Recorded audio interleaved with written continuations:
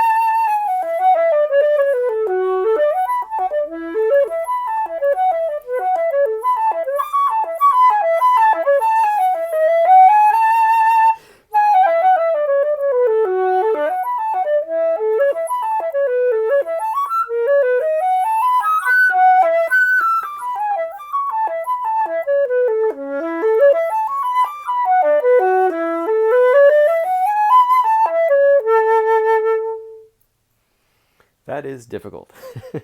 It sounds easy, but it's quite difficult.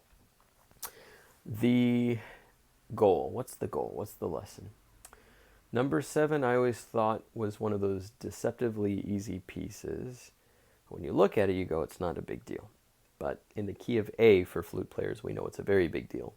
The nature of how we deal with our pinky and the coordinating our fingers is a big challenge, a big hurdle in our flute technique. I recommend that you use practice rhythms to conquer that problem. Practice rhythms are alternating various, well, let me define it in a different way.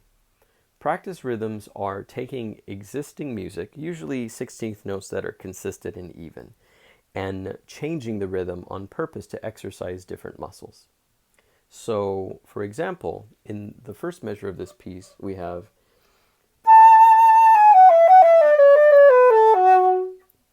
all of those notes are supposed to be played as evenly as possible. The first round of practice, I would go back, and each group of 16th notes, I would play a long, short rhythm. It would sound like this.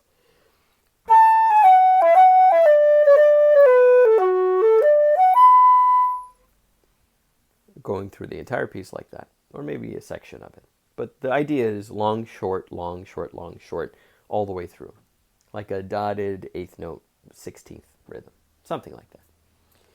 Then you go back and you reverse it. It's short, long, or a faster note and a sustained note after.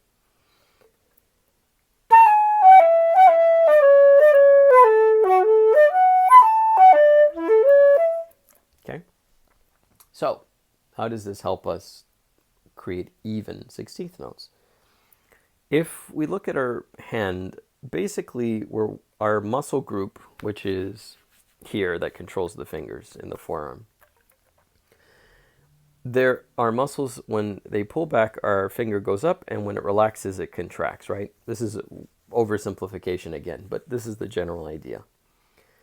When we play flute, sometimes when we're students, we focus too much on which note to push down, but don't exert the same amount of effort or observation on pulling the finger up. So these kinds of practice rhythms exercises give us both isometric exercise down with a given combination, and its reverse, pulling it up again. When you practice with practice rhythms, these muscles will become more even. This lever of the muscles will be even. A pulley system, I should say. And with that proper exercise, you'll find that your technique in 16th notes will be much, much smoother than before. Usually it's not the entire etude that's uneven, it's a specific place. For example, in the key of A, we have a lot of G sharps, which is the 7th scale degree.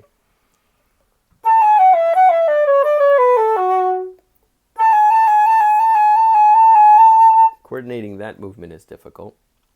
Often the C sharps are an issue for us.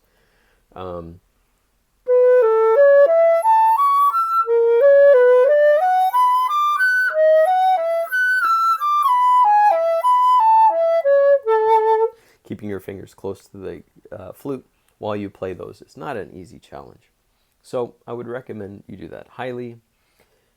Practice rhythms, both long, short, and short, long. And then have some fun. You could put a click track, maybe a drum drone in the background.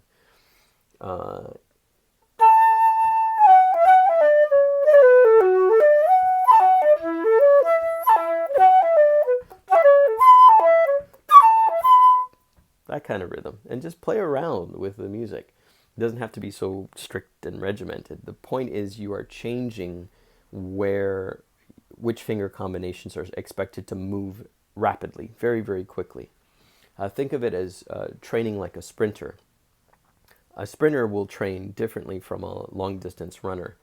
The muscles that are needed to run very, very short distances but quickly are much, much different than the muscles that are necessary, or the kind of training that's necessary to sustain, let's say, a marathon. So it's the same with us here. If you want to work on your sprinting skills, make sure that you make the up and down combinations as sporadic as you can. The simplified long-short practice rhythm is just a foundation where we start. Louis Moïse wrote many, many books of many famous etudes, and he wrote out a lot of these practice rhythms in there. There were 12, and there are many other great flute pedagogues all around the world that have done similar things. I'm absolutely in love with doing that, because not only does it help us with our technical proficiency, but it also keeps things interesting too. And it gives you a sense of improvising, which is every classical flute player needs a good dose of. So yes, this is etude number 7. I hope you enjoy. It's a much needed break from the the critical thinking and math skills that you needed in number 6. So good luck for this week's practice. As I always say, happy practicing. Take care.